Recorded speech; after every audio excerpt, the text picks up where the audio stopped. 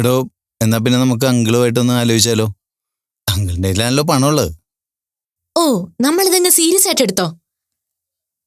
Father അരുണിനോട് ഇപ്പൊ പറഞ്ഞത് എന്താണെന്ന് അറിയാമോ?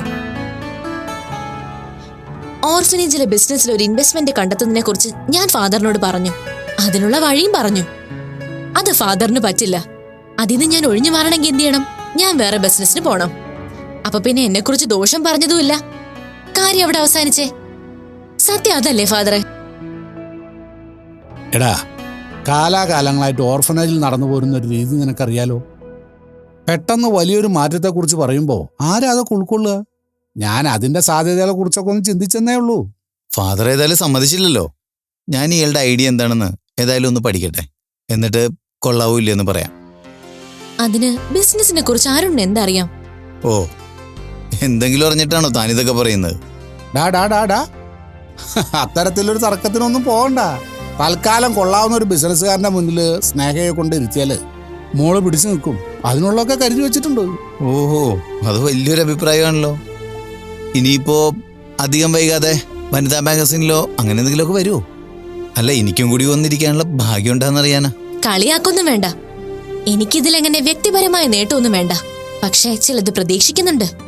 നമ്മുടെ ഓർഫനേജിനെ കുറിച്ചുള്ള കവർ സ്റ്റോറികൾ, പിന്നെ പല സ്ഥലങ്ങളിലും നമ്മുടെ ഓർഫനേജും അവിടുത്തെ അന്തേവാസികളും മുഖചിത്രങ്ങളായി മാറുന്നത്, മറ്റുള്ളവര് നമ്മുടെ രീതികളൊക്കെ അനുകരിക്കാൻ ശ്രമിക്കുന്നത്. ഇപ്പോ അതൊക്കെ സ്വപ്നമാണ്. നാളെ അതൊക്കെ യാഥാർത്ഥ്യമായി മാറും. വല്ലാത്തൊരു കോൺഫിഡൻസ് ആണല്ലോ. അതില്ലാതെ പിന്നെ ഇതൊക്കെ നടക്കുവോ? അരുണേ, ഫാദറിന്റെ കൺഫ്യൂഷനൊക്കെ മാറ്റിയെടുത്താ മതി. ബാക്കി കാര്യങ്ങളൊക്കെ ഞാൻ ഏറ്റുന്നേ. നഷ്ടം ഉണ്ടാവില്ല എന്ന് എനിക്ക് 100% ഉറപ്പുണ്ട്. ശരി, ഫാദറിന് ഞാനൊരു ഗ്യാരണ്ടി കൊടുക്കാം. ഇത്രയും ഇൻവെസ്റ്റ്മെന്റിൽ ഇക്കാര്യങ്ങൾ പ്രോപ്പറായിട്ട് പോയില്ലെങ്കിലേ അതിന് വരുന്ന നഷ്ടം ഓർഫനേജ് സഹിക്കണ്ട, ഞാൻ കൊടുക്കാം. എന്താ മോളെ നീ പറയുന്നത്? നഷ്ടം വന്നാ ഞാൻ കൊടുക്കാം ഫാദർ. എന്തായാലും അച്ഛൻ എനിക്ക് വേണ്ടി കുറെ കൂട്ടി വെച്ചിട്ടുണ്ടല്ലോ. അതിൽ കുറച്ച് ആ മക്കൾക്ക് എല്ലാവർക്കും കൂടി ഇരിക്കട്ടെ. ഇതിപ്പോ മോള് പറയുന്ന എല്ലാ കാര്യങ്ങളും നല്ലതാണ്. പക്ഷേ ഇത്തരം ഓഫറുകളൊക്കെ ആരോടെങ്കിലും പറയുന്നതിന് മുമ്പ് രംഗനാഥനോട് കൂടി ഒന്ന് ചോദിക്കണം. അയാളാണല്ലേ ഈ പറയുന്ന കാശിന്റെ ഉടമക്കാരൻ. അത് ഇന്ന് തന്നെ ഞാൻ ചോദിക്കാം. നാളെ വരുമ്പോ പറയുകയും ചെയ്യാം. നമ്മള് പ്ലാൻ ഒന്നും മാറ്റുന്നില്ല ഫാദർ, ഇത് ഫിക്സ്ഡാ. അരുൺ, ഇനി നമുക്ക് ഇറങ്ങിയാലോ? അമ്മേ, അപ്പൂപ്പനോട് ഞാൻ സംസാരിക്കണോ? ഞാൻ പറഞ്ഞ എന്ത് വേണമെങ്കിലും ചെയ്യും. അച്ചോടാ, അങ്ങനെ കൊച്ചുവായില് വലിയ വർത്തമാനം പറഞ്ഞ് നടത്താൻ പറ്റിയ കാര്യമൊന്നും അല്ല ഇത്. ഇത് വലിയൊരു കാര്യമാ. അപ്പൂപ്പനോട് എങ്ങനെയാ സംസാരിക്കേണ്ടെന്ന് അമ്മയ്ക്കറിയാം. അപ്പൊ പിന്നെ നമുക്ക് വീട്ടിൽ പോയാലോ? ഈ അപ്പൂപ്പനും അമ്മയും സംസാരിക്കുമ്പോൾ നമ്മൾ ആ പ്രദേശത്തേ പാടില്ല. ആരെങ്കിലും ഒരാൾ കീഴടങ്ങുമ്പോൾ നമുക്ക് പ്രത്യക്ഷപ്പെടാം. എന്താ?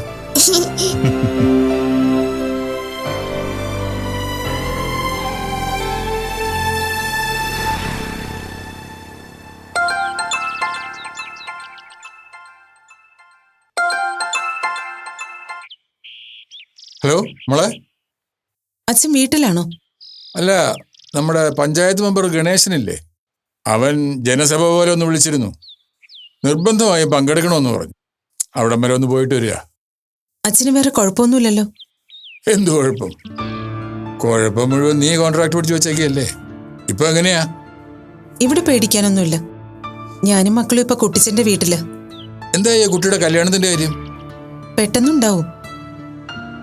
പിന്നെ അച്ഛ, അടുത്ത ആഴ്ച മുതല് ഞാൻ ഹോസ്പിറ്റലിൽ ജോയിൻ ചെയ്യാൻ പോവാ.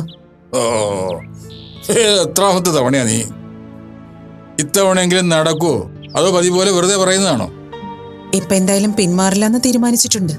ആ, എങ്കിൽ നന്നായി. കുട്ടിച്ചൻ അടുത്തുണ്ടോ? കുട്ടിച്ചനകത്താ. വേണമെങ്കിൽ ഞാൻ ഫോൺ കൊടുക്കാം. എനിക്ക് നിർബന്ധമൊന്നുമില്ല. എനിക്ക് നിർബന്ധമുണ്ട്. കുട്ടിച്ച, അച്ഛന്. എന്താടോ, നാട്ടിൽ തന്നെ ഉണ്ടോ അതോ എവിടെയെങ്കിലും കറങ്ങാൻ പോയിരിക്കുകയാണോ? പുറത്തേക്ക് എവിടെയെങ്കിലും പോവാൻ എൻ്റെ മരുമകൻ സമ്മതിക്കണ്ടേ? നിത്യേന ഓരോ പ്രശ്നങ്ങൾ ഉണ്ടാക്കിക്കൊണ്ടിരിക്കുമ്പോ മൈഥിലിക്ക് വേണ്ടപ്പെട്ടവരൊക്കെ ചുറ്റും ഉണ്ടായാലേ പറ്റൂ. ഓ, അക്കാര്യമൊന്നും പറയാതിരിക്കാ ഭേദം. ഒന്ന് തീരുമ്പോ മറ്റൊന്നായിട്ട് ഓരോന്നങ്ങനെ ഉണ്ടായിക്കൊണ്ടിരിക്കുകയല്ലേ.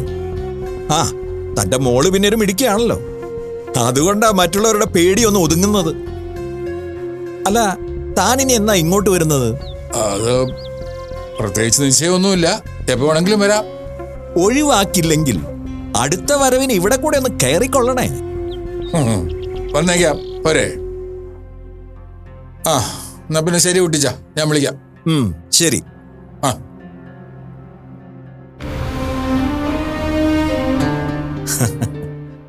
കുട്ടിച്ച, ഞാൻ അടുത്ത ആഴ്ച മുതൽ ഹോസ്പിറ്റലിൽ ജോയിൻ ചെയ്യുന്നു. അച്ഛനോട് അത് പറയാനാ ഞാൻ വിളിച്ചത്. നല്ല തീരുമാനം.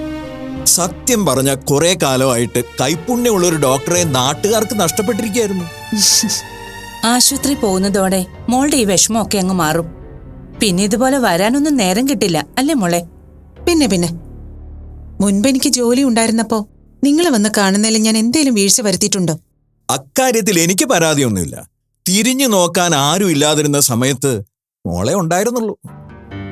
ആ, നിങ്ങൾ കുറച്ചു നേരം വേണമെങ്കിൽ ഇവിടെ ഇരുന്നോ, എന്നിട്ട് വീട്ടിലേക്ക് പോയാൽ മതി. അമ്മ എങ്ങോട്ടാ? എനിക്ക് ആനന്ദിനെ ഒന്ന് കാണണം. എന്നാ ഞങ്ങളും വരാം. അതെന്താടാ, നിനക്ക് ഇവിടെ നിൽക്കാൻ ഇഷ്ടമല്ലേ? അല്ലെങ്കിൽ നീ കമലേച്ചി എന്ന് പറഞ്ഞ് എന്നെ ചുറ്റിപ്പിടിച്ച് നടക്കുമല്ലോ. കമലേച്ചിയുടെ അടുത്ത് നിൽക്കുന്നത് ഇഷ്ടമാണ്, ആനന്ദങ്ങളുടെ അടുത്ത് നിൽക്കുന്നത് ഇഷ്ടമാണ്. എന്നാ മോൻ ഇപ്പൊ ഈ സന്തോഷത്തിൽ ഇവിടെ കൂടിയാ മതി. എടാ, നമുക്ക് ആകാശേണ്ണ വിളിക്കാടാ. ആ, എന്നാ ഞാൻ ഇവിടെ നിൽക്കാം. അമ്മ ഓക്കെയോ അമ്മ? എന്നാ ശരി കുട്ടിച്ച, ഞാൻ ഇറങ്ങാം. വരട്ടെ ലക്ഷ്മിയമ്മേ.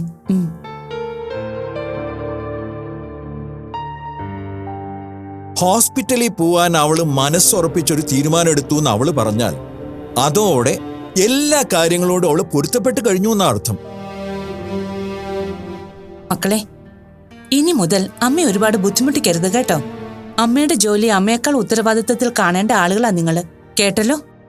എന്റെ പൊന്നെ ലക്ഷ്മിയമ്മേ, അമ്മ ജോലിക്ക് പോകുന്നു എന്ന് പറയുമ്പോൾ സത്യം പറഞ്ഞാൽ കുറച്ച് പേടിയുണ്ട് ഞങ്ങൾക്ക്. എന്തുകൊണ്ടാണെന്നറിയോ? അമ്മ അങ്ങ് സ്ട്രിക്റ്റ് ആവാൻ തുടങ്ങും. ഡോക്ടർ മൈഥിലിയായിട്ടങ്ങ് മാറും. അപ്പൊ ഉപദേശിക്കേണ്ടതൊക്കെ അമ്മ ഉപദേശിച്ചോളും. ലക്ഷ്മിയമ്മ ബുദ്ധിമുട്ടണ്ട. അമ്മ ചെറുതായി ഒന്ന് ശാസിച്ചോട്ടെ മോളെ. പക്ഷെ ആ ശാസനയ്ക്കകത്തും മൈഥിലിയുടെ സ്നേഹത്തിന്റെ ഒരു അംശം നിങ്ങൾക്ക് കാണാൻ പറ്റും.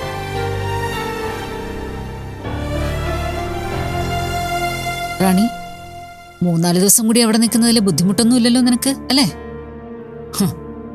ഇവിടത്തെ കാര്യമാണോ? അതൊന്നും പറയാതിരിക്കുന്നതാ ഭേദം. ഞാൻ നേരിട്ട് കാണുമ്പോ സംസാരിക്കാം. ദേ, നീ ഒന്ന് നിന്നേ. ആ, ഞാൻ നിന്നെ പിന്നെ വിളിക്കാമേ. എന്താ നാണമില്ലേടാ നിനക്ക്? ഇത്തിരി ഇല്ലാത്ത പിള്ളേര് വരെ വീട് കയറി വന്ന് ഭീഷണിപ്പെടുത്തിയിട്ട് പോകുന്നത് കണ്ടോ? എന്തിനാ ഇത്തരം ദുഷ്പ്രവൃത്തികളൊക്കെ ചെയ്യുന്നത്? അമ്മ പറഞ്ഞ വിശ്വസിക്കില്ലെന്ന് എനിക്കറിയാം. ആ ചെറുക്കൻ പറഞ്ഞ കാര്യമായിട്ട് എനിക്കൊരു ബന്ധവുമില്ല. രാഹുലാണ് ചെയ്തെന്ന് കേട്ടപ്പോൾ ഞാൻ രാഹുലിനോട് ചോദിക്കുകയും ചെയ്തു. ഡ്രൈവിങ്ങിനിടയിൽ സംഭവിച്ച ഒരു അബദ്ധമാണെന്നാണ് അവൻ പറഞ്ഞത്. ഓ, നീ പറഞ്ഞത് എല്ലാം ഞാനങ്ങ് വിശ്വസിച്ചു. അപ്പൊ പ്രശ്നം തീർന്നല്ലോ. പക്ഷേ എന്തായാലും ഒരു കാര്യം എനിക്കിഷ്ടായി, ആ പയ്യന്റെ ചങ്കൂറ്റം. പിന്നിൽ നിന്ന് ഉപദേശിക്കാൻ ആളുണ്ടെങ്കിൽ ഇതല്ല, ഇതിനപ്പുറമുള്ള ചങ്കൂറ്റവും ഓരോരുത്തന്മാർ കാണിക്കും. ഈ പറഞ്ഞത് പറഞ്ഞു. ഇനി ആകാശനെ കൊണ്ട് മൈഥിലിയാണ് നിന്നോട് സംസാരിക്കാൻ പറഞ്ഞതെന്നൊന്നും പറയണ്ട. നീ കേറി വരുന്നത് വരെ അങ്ങനെ ഒരു കാര്യം അവൻ പറഞ്ഞിട്ടില്ലായിരുന്നു. അമ്മേ, കുട്ടിച്ചന്റെ വീട്ടിൽ വിവാഹമോ അടിയന്തരമോ എന്ത് വേണമെങ്കിലും നടന്നോട്ടെ, എനിക്കതിലൊന്നും താല്പര്യമില്ല. ഒരു കാര്യം അമ്മ വ്യക്തമായിട്ട് പറഞ്ഞേക്ക്, അവിടെ ഉണ്ടാകുന്ന ഒരു കാര്യങ്ങൾക്കും കാരണക്കാരൻ ഞാനാണെന്ന് പറഞ്ഞ് ഇനി ഒരാൾ എന്റെ നേർക്ക് വരാൻ പാടില്ല. വന്നാ നീ കൊന്നുകളയെന്നാണോ? സത്യം പറഞ്ഞ ഇത് കേട്ട് ഇപ്പൊ എനിക്ക് ചിരി വരിക. ആദ്യമൊക്കെ നീ പേടിപ്പിക്കുമ്പോ എല്ലാരും പേടിച്ചിരുന്നു. ഇപ്പൊ നീ ശ്രദ്ധിച്ചിട്ടുണ്ടോ? എതുക്കുട്ടന്റെ കണ്ണി പോലും ഇത്തിരി ഭയം കാണാൻ പറ്റുന്നില്ല. കാരണം എന്താ? നീ ഇപ്പോ എല്ലാവരുടെ മുമ്പിൽ ഒരു കോമാളിയാ.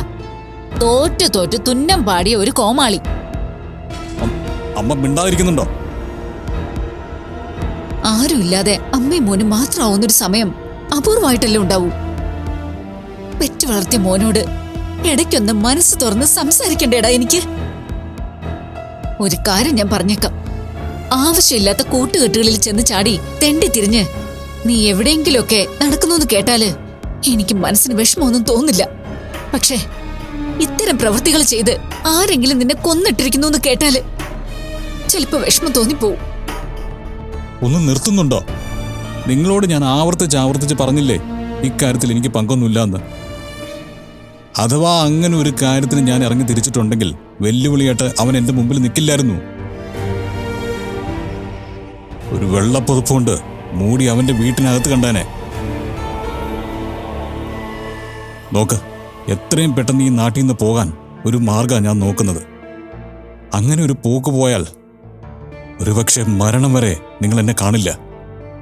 പ്രത്യേകിച്ച് ഒന്നും സംഭവിക്കാതെ സാരംഗ് അങ്ങ് പൊക്കോട്ടെന്ന് കരുതുന്നതാണ് നിങ്ങൾക്കെല്ലാവർക്കും നല്ലത്. അതൊന്ന് മനസ്സിലാക്ക്. സാരംഗ് ഒരു കോമാളി തന്നെയാ, ആർക്കും ഒരു വിലയില്ലാത്ത കോമാളി. പക്ഷേ കാലിന്റെ അടിയിലെ മണ്ണ് നഷ്ടപ്പെടുമ്പോ ഒരുതരം വെപ്രാളമുണ്ട്. കാലിൽ നിന്ന് മേലോട്ട് അരിച്ചു കയറുന്ന ഒരു തരിപ്പ്, അതങ്ങ് നെഞ്ചിലേക്കും തലയിലേക്കും എത്തിക്കഴിഞ്ഞ കൺമുമ്പിലുള്ള ആരാ എന്താന്ന് ഒരു തിരിച്ചറിവും കിട്ടില്ല. ഏകദേശം ആ ഒരു അവസ്ഥയില ഞാനിപ്പോ. വെല്ലുവിളിക്കാൻ തീരുമാനിക്കുന്നവരോട് പറഞ്ഞു കൊടുക്കണം, നഷ്ടത്തിന്റെ അവസാന പലകയിൽ ചവിട്ടിയ സാരംഗ് നിൽക്കുന്നതെന്ന്. അവിടെ നിന്ന് അയാൾക്കൊന്നും പോകാനില്ലെന്ന്.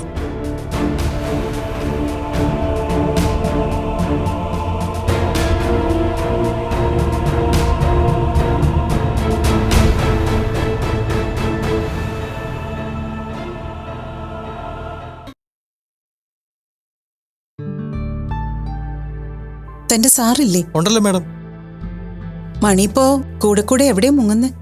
ആനന്ദ് തനിച്ചാണല്ലോ പലപ്പോഴും. ഓരോരോ പ്രശ്നങ്ങളാ മാഡം. ഞാൻ പോണെന്നൊന്നും പറയാറില്ല. ഞാൻ ഈ ഫോൺ ചെയ്യുന്നത് കുറച്ച് ഉറക്കെയാ. അത് സംസാരിച്ചു കഴിയുമ്പോൾ സാറ് കൺമുമ്പിൽ ഉണ്ടാവും. എന്താടാ പ്രശ്നം എന്ന് ചോദിക്കും. പ്രശ്നം പറഞ്ഞു കഴിയുമ്പോൾ എന്നാ പൊയ്ക്കൊന്നും പറഞ്ഞു വിടും. ഇതുപോലെ ഒരാളെ കിട്ടാൻ പുണ്യം ചെയ്യണ്ടേ? അതുള്ളതാ മാഡം. സാറ് മാത്രം ഇങ്ങനെയൊക്കെ ചെയ്യൂ. എങ്കിലും പരമാവധി ആനന്ദിന്റെ കൂടെ ഉണ്ടാവണം. എന്താടോ? അല്ല, മണി പറയുമായിരുന്നു മണിയെ വീട്ടിലേക്ക് ഓരോ ആവശ്യങ്ങൾക്ക് പറഞ്ഞു വിടുന്നത് താനാണെന്ന്. അതെ, കുടുംബമുള്ളവര് അവരുടെ കൂടെ കുറച്ച് സമയം ചെലവഴിക്കട്ടെ. അതിന് ഞാനെന്തിനാ തടസ്സം നിൽക്കുന്നത്? താനിരിക്കടോ. മണി, കുടിക്കാൻ എന്തെങ്കിലും എടുക്കും.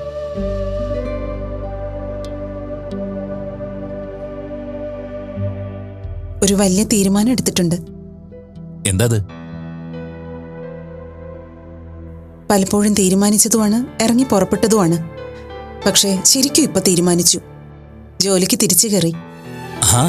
കൺഗ്രാറ്റുലേഷൻസ്. എന്തിന്? അങ്ങനെ ഒരു ഉറച്ച തീരുമാനത്തിന് താൻ പോണോടോ. താൻ ഇങ്ങനെ സാരംഗിന്റെ പ്രശ്നങ്ങളും കേട്ട് അടുക്കളയിൽ തലകുനിച്ചിരിക്കേണ്ട ഒരാളൊന്നുമല്ല. തന്റെ സർവീസ് ആവശ്യമുള്ളവരൊക്കെ പുറത്തുണ്ട്. ഒരു പ്രൊഫഷൻ ഉണ്ടാവുക, അതില് മറ്റുള്ളവരെ അതിശയിപ്പിക്കുന്ന രീതിയിൽ വളരാൻ പറ്റുക എന്നൊക്കെ പറഞ്ഞാൽ അത് അധികം ആർക്കും പറ്റുന്ന കാര്യമൊന്നുമല്ല. മാത്രമല്ല, ഒരു ഡോക്ടർക്ക് കിട്ടുന്ന ആദരവും സ്നേഹവും ഉണ്ടല്ലോ, എൻ്റെ ഒരു കണക്കൂട്ടലിൽ അധ്യാപകർക്കല്ലാതെ മറ്റാർക്കും അത് കിട്ടാറില്ല. അത് ശരിയാ. അതുകൊണ്ടാണ് ഞാനും ഇങ്ങനെ തീരുമാനിച്ചത്. ദിവസങ്ങൾ വെറുതെ കൊഴിഞ്ഞു പോകുന്ന പോലെ, ജീവിക്കുന്നതിന് ഒരു പ്രയോജനവും ഇല്ലാത്ത പോലൊരു തോന്നൽ. ഞാൻ ഹോസ്പിറ്റലിൽ പോയിക്കൊണ്ടിരുന്നപ്പോഴും മക്കളുടെ കാര്യത്തിൽ ഒരു വിട്ടുവീഴ്ചയും ചെയ്തിരുന്നില്ല. കുടുംബകാര്യത്തിൽ കൃത്യമായ സമയം കണ്ടെത്തിയിരുന്നു. പക്ഷേ ഇപ്പൊ എന്തോ ഒന്നിന് സമയം തികയാത്ത പോലെ. അതൊരു സൈക്കോളജി ആണോ? ഈ വെറുതെ ഇരിക്കുന്നവന്റെ കയ്യിലാണ് നേരമില്ലാത്തത്. പണിയെടുക്കുന്നവന്റെ കയ്യിൽ ആവശ്യത്തിന് സമയമുണ്ട്. ഒറ്റ പേടിയുള്ളൂ, വീണ്ടും ജോയിൻ ചെയ്യുമ്പോൾ എന്തെങ്കിലും ഒരു പ്രശ്നം ഉണ്ടായാൽ ആകെ കുഴഞ്ഞു പോവും. അത് പേടിച്ചിട്ടൊന്നും ചെയ്യാതിരിക്കാൻ പറ്റുമോ? എടോ, വരുന്ന പ്രശ്നങ്ങൾ വരട്ടെ. അല്ലാതെ കാലാകാലം അതും പറഞ്ഞ് ജീവിതം അതിനു വേണ്ടി റിസർവ് ചെയ്യാൻ പറ്റുമോ? അതെ, ഞാൻ ജോലിക്ക് പോയി തുടങ്ങുമ്പോൾ എനിക്ക് തന്റെ ഹെൽപ്പ് ആവശ്യമായി വരും. എന്ത് ഹെൽപ്പ്? യാമിയുടെ യദുവിന്റെയും കാര്യത്തില് ഇത്രയും ദിവസം ഞാൻ മാറാതെ കൂടെ നിന്നില്ലേ? ഇനിയൊരു ഗ്യാപ്പ് വരുമ്പോ അതിനെന്താടോ? അവർക്കൊരു ടെൻഷൻ വരുമ്പോ താൻ ഇങ്ങോട്ട് വിട്ടോ? ഇനി അതല്ല, അവരെവിടെ കൊണ്ടു നിർത്തണമെങ്കിൽ നിർത്തിക്കോ. ബെസ്റ്റ്. വന്നതിനും നിന്നതിനും ഒക്കെ നല്ല പേര്. അതിന്റെ കൂട്ടത്തില പുതിയ ആലോചന. ഞാൻ വെറുതെ പറഞ്ഞാടോ. എനിക്കറിയാം തന്റെ കെയർ ഉണ്ടാവുമെന്ന്. അവർക്ക് സ്വാതന്ത്ര്യത്തോടെ അവരുടെ കാര്യങ്ങൾ പറയാൻ ഒരാള്. അവര് പൂർണ്ണമായിട്ടും തന്നെ അങ്ങനെ കണ്ടു തുടങ്ങി. അതൊരു സമാധാനമാടോ.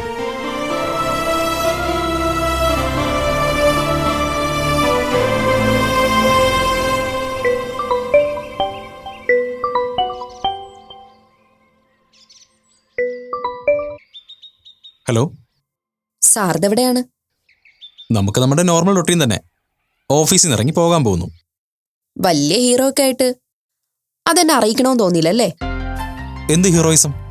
സാരംഗിനെ കാണാൻ ചെന്നിരുന്നു എന്ന് പറഞ്ഞു. ഗംഭീര പെർഫോമൻസ് ആയിരുന്നെന്നാ മൈഥിലി ആന്റി പറഞ്ഞത്. ആന്റി അത് അവിടെ ഒന്ന് പറഞ്ഞോ? ആകാശ് നിന്നോടൊന്നും പറഞ്ഞില്ലേന്ന് ആന്റി ചോദിച്ചപ്പോ എനിക്ക് കുറച്ച് വിഷമം തോന്നി. എടോ, സത്യം പറഞ്ഞ നേരെ തന്നെയോ കുട്ടിച്ചനെ വിളിച്ച് പറയാന്ന് കരുതിയതാ. പിന്നെ ആലോചിച്ചപ്പോ അവര് രണ്ടുപേരും വിഷമിക്കും, ആലോചിച്ച് ടെൻഷൻ അടിക്കുകയും ചെയ്യും. അതുകൊണ്ട് വേണ്ടാന്ന് വെച്ചതാ. ഞാൻ പറഞ്ഞതല്ലേ സൂക്ഷിക്കണോന്ന്. എടോ, വഴിയിലൂടെ നടന്നു പോകുമ്പോ ഒരു കാർ നമുക്ക് നേരെ പാഞ്ഞു വരുന്നു. എന്തെങ്കിലും സംഭവിച്ചിരുന്നെങ്കിൽ ഇപ്പൊ നമ്മൾ തമ്മിൽ സംസാരിക്കുമായിരുന്നോ? താനിപ്പോ എന്റെ വീട്ടിൽ വന്നേനെ, എന്നെ യാത്രയാക്കാൻ വേണ്ടി കരയുന്നുണ്ടായിരുന്നേനെ. ഒന്നും മിണ്ടാതിരുന്നേ, ഒരു സീരിയസ്നെസ്സും ഇല്ല. ഇനി മുതൽ ഞാൻ പുറത്തിറങ്ങുന്നില്ല, പോരെ? അപ്പൊ പിന്നെ പ്രശ്നം തീർന്നല്ലോ. അതാണോ ഞാൻ പറഞ്ഞത്? സ്വന്തം കുടുംബത്തിനോട് പോലും കനിവില്ലാത്ത ആളാ സാരംഗ് സാർ. കൂടെ നടക്കുന്നവനാണെങ്കിലും ഒരു ചെകുത്താനും. ആ ചെകുത്താനോട് പറയാനുള്ളതൊക്കെ ഞാൻ പറഞ്ഞിട്ടുണ്ട്. ഇനി നമ്മൾ തമ്മിൽ കാണേണ്ടി വന്നാ അവന്റെ മുഖം ഞാൻ അടിച്ചു പൊളിക്കും. അല്ല, ഇതെന്താ പരിപാടി? ഈ ക്രിമിനൽസിലൊക്കെ നേരിടാൻ പോയിട്ട് അവസാനം ഇയാള് വലിയ ക്രിമിനലായിട്ട് വരുമോ? എനിക്കറിയില്ല. എന്തായാലും പേടിച്ചടക്കാനൊന്നും എന്നെ കിട്ടില്ല. അവര് പേടിപ്പിക്കാവുന്ന അത്രയും പേടിപ്പിക്കട്ടെ. അവര് പേടിപ്പിക്കുന്നതിന് ഒരൊറ്റ ഉദ്ദേശമുള്ളൂ. കുട്ടിച്ചനോടുള്ള ദേഷ്യമാണ് ഈ കല്യാണം മുടക്കാൻ. അവസാനം ചോദ്യവും പറച്ചിലും പ്രതികാരവും ചോദിക്കലും ഒക്കെ ആയിട്ട് എനിക്ക് വിഷമം വരുന്നൊരവസ്ഥ ഉണ്ടാക്കൂ. അതിന് താൻ വിഷമിക്കണ്ട. താലി കെട്ടാൻ ഒരൊറ്റ കൈ അവര് ബാക്കി വെച്ചാൽ മതി. ബാക്കിയൊക്കെ ഓക്കെയാണ്. അതെ, താൻ കുട്ടിച്ചനെ ലക്ഷ്മി അമ്മയെ ഒന്ന് സമാധാനിപ്പിച്ചെടുക്കണം. ഞാൻ സൗകര്യം പോലെ അങ്ങോട്ട് ഇറങ്ങാം. പിന്നെ നാളെ ഞങ്ങള് പുറത്തിറങ്ങുന്നുണ്ട്, ആവണിയെ കൂട്ടി. എന്താ വിശേഷം? ഒന്നുമില്ല, ആവണി നല്ല സങ്കടത്തിലാ. ഒന്ന് പുറത്തു പോകാൻ വേണ്ടി എന്നോട് യാമിയോടും കൂടെ മൈഥിലി ആന്റി പറഞ്ഞതാ. നമ്മൾ ഇറങ്ങുമ്പോ വിളിക്കാം, ഒന്ന് വരുമോ? അതിപ്പോ നിങ്ങളുടെ ഇടയിൽ ഞാൻ അത് വേണോ? വാ. എന്നിട്ട് എന്തെങ്കിലും ഒന്ന് രണ്ട് വാക്ക്. ആവണിക്കൊരു സമാധാനം കിട്ടുകയാണെങ്കിലോ? എന്നാ ശരി, നോക്കാം. ഞാൻ വീണ്ടും പറയുന്നു, സൂക്ഷിക്കണം. ഞാൻ നോക്കിക്കൊള്ളാടോ. താനൊരു പേടിത്തൊണ്ടന്റെ ഭാര്യയാവാനല്ല പോകുന്നേ, നല്ല ചങ്കുറപ്പുള്ള ഒരുത്തന്റെ കൂടെ ജീവിക്കാനാ പോകുന്നേ. ഓക്കെ?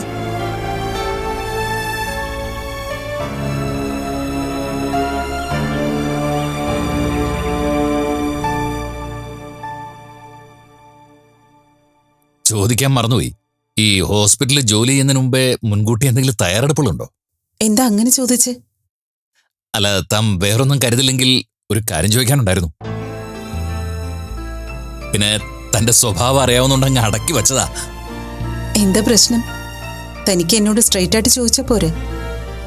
തനിക്ക് ക്യാഷ് വല്ലതും വേണോ? എന്തിന്?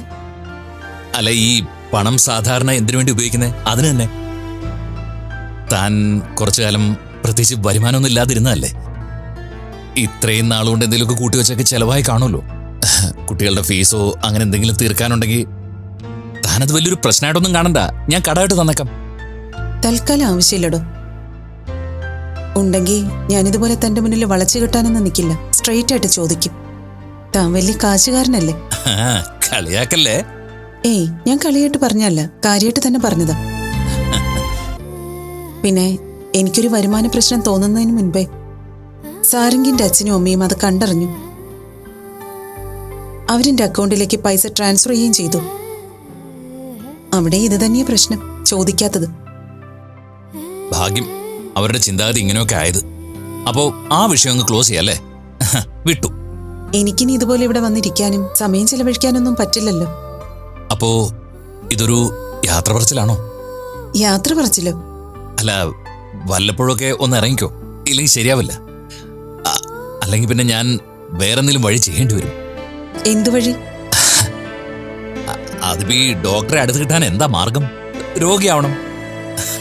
അപ്പോ താമൊന്നും നോക്കുമല്ലോ അല്ലേ? താനൊന്നും മിണ്ടാതിരുന്നേ, ഞാൻ വന്നോളാം. എല്ലാത്തിനും സമയം കണ്ടെത്തുന്ന കൂട്ടത്തില് തനിക്ക് വേണ്ടി ഞാൻ സമയം കണ്ടെത്തി വരാം. ഇനി പഴയതുപോലെ ഒരു ടൈം ടേബിൾ പാലിക്കണം. അതിന്റെ കറക്കത്തിനനുസരിച്ച് ജീവിതം ഒന്ന് സെറ്റ് ചെയ്യണം. പിന്നെ എന്റെ എന്തെങ്കിലും സഹായം വേണമെങ്കിൽ പറയാതിരിക്കരുതോ. ഡോക്ടർ മൈഥിലി തിരിച്ച് തന്റെ പ്രൊഫഷനിലേക്ക് പോകുന്നത് അഭിമാനത്തോടു കൂടി കാണുന്ന ഒരാളാണ് ഞാൻ. Thank you.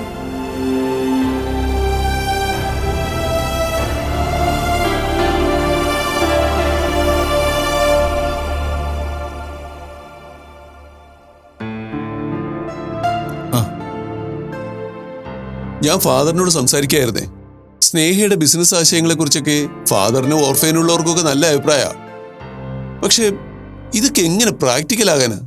വേണമെന്ന് കരുതി മുന്നോട്ട് ഇറങ്ങിയാൽ ഇതൊക്കെ നടക്കാവുന്ന കാര്യമുള്ളൂ. പിന്തുണ പറയാനൊക്കെ ആളുണ്ടാവും, പണം കൊടുക്കാനാ ബുദ്ധിമുട്ട്. ഇവിടെ എന്താ സംസാരം? തന്റെ ബിസിനസിന്റെ കാര്യങ്ങളൊക്കെ തന്നെ. അതെങ്ങനെ പ്രാക്ടിക്കൽ ആവുന്നുള്ളതാ സംശയം. ആ, ഞാനിപ്പോ അങ്ങനെ ഒരു കോള് കഴിഞ്ഞാ വരുന്നേ. ആര്? ഒരുവിധം കുഴപ്പമില്ലാത്ത ഒരു കാശുകാരൻ, ബാങ്കിലെ കൊള്ളാവുന്ന ഒരു തുക നീക്കിയിരിപ്പുള്ള ആള് തന്നെയാ. ഒരു 2 ലക്ഷം രൂപ ഇൻവെസ്റ്റ്മെന്റ് ആയിട്ടും ഒരു 2.5 ലക്ഷം രൂപ സംഭാവനയായിട്ടും ചോദിച്ചാ തരുന്നതിൽ കുഴപ്പമുണ്ടോ? നീ ലക്ഷത്തിന്റെ കണക്കല്ലേ പറയുന്നത്? 250-500 രൂപ ചോദിച്ചാൽ പോലും ചിലരൊക്കെ ബുദ്ധിമുട്ടും. അത് പണത്തിനോട് അത്ര അത്യാർത്തിയുള്ളവരല്ലേ? ആർത്തിയില്ലാത്ത ഒരുപാട് പേരില്ലേ?